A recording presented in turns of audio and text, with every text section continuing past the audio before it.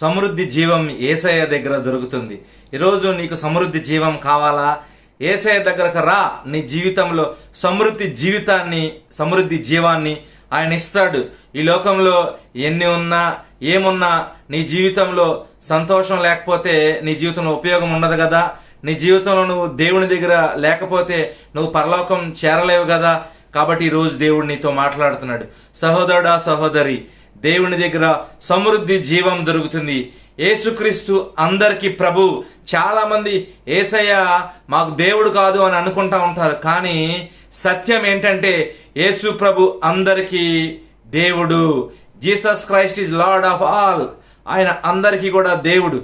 కాబట్టి అలాంటి గొప్ప దేవుని దగ్గర మనం ఉన్నప్పుడు మన జీవితంలో గొప్ప కార్యాలు చేస్తాడు ఆయన. సమృద్ధి జీవం ఆయనలో ఉంది. ఈరోజు సమృద్ధి జీవం ఉన్న దేవుడే నీ జీవితంలో, నా జీవితంలో సమృద్ధి జీవాన్ని ఇవ్వగలుగుతాడు. కాబట్టి అటువంటి అబండెంట్ లైఫ్ నీకు కావాలా? యేసయ్య దగ్గరకు రా. నీ జీవితాన్ని ఆయనకు సమర్పించుకో. నీ బ్రతుకుని మార్చుకో. దేవుడు చెప్పేది ఒకటే. ఏం చెప్తారంటే, మంచిగా జీవించు, సత్యాన్ని పలుకు, యథార్థముగా జీవించు, వ్యతిరేకమైన పనులు చేయమాక దేవునికి అని దేవుడు చెప్తారు. ఈరోజు మానవులకి మంచి చేయటం చాలా కష్టం, మేలు చేయటం కుదరని పని. మానవుడు చాలామంది ఏం చేస్తూ ఉంటారంటే వాళ్ళ కీడు చేయాలనే ఆలోచన ఉంటుంది. మరి యథార్థంగా బ్రతకలేరు. మరి ఇలాంటి వాళ్ళ జీవితాల్లో దేవుని దగ్గర ఉండలేరు. కాబట్టి వారి జీవితాల్లో సమృద్ధి జీవం ఏమాత్రం ఉండదు. నిత్య జీవాన్ని వాళ్ళు పొందలేరు. ఈరోజు సహోదరుడా, సహోదరి, ఈరోజు దేవుడు నీతో మాట్లాడుతున్నారు. నిత్య జీవం కావాలా?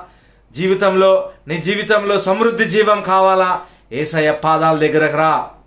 దేవుని సన్నిధిలో సమృద్ధి జీవం ఉంటుంది.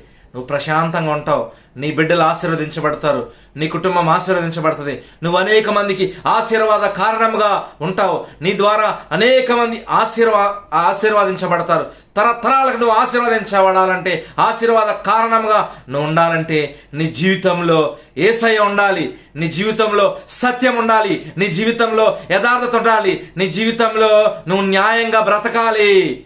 దేవుడు కోరుకునేది అదే. నువ్వు సత్యముగా జీవించు, సత్యం పలుకు, న్యాయంగా జీవించు, యథార్థముగా నువ్వు ఉండు. నీ జీవితంలో దేవుడు అద్భుత కార్యాలు చేస్తారు. నీ జీవితంలో ఈ భూమి మీద నువ్వు బ్రతికినంతకాలం సమృద్ధి జీవితాన్ని నువ్వు జీవిస్తావు. సమృద్ధి జీవం చేత నింపబడతావు. ఒకవేళ నీ జీవితం అయిపోయిన తర్వాత కూడా నువ్వు నిత్య జీవంలోనికి వెళతావు.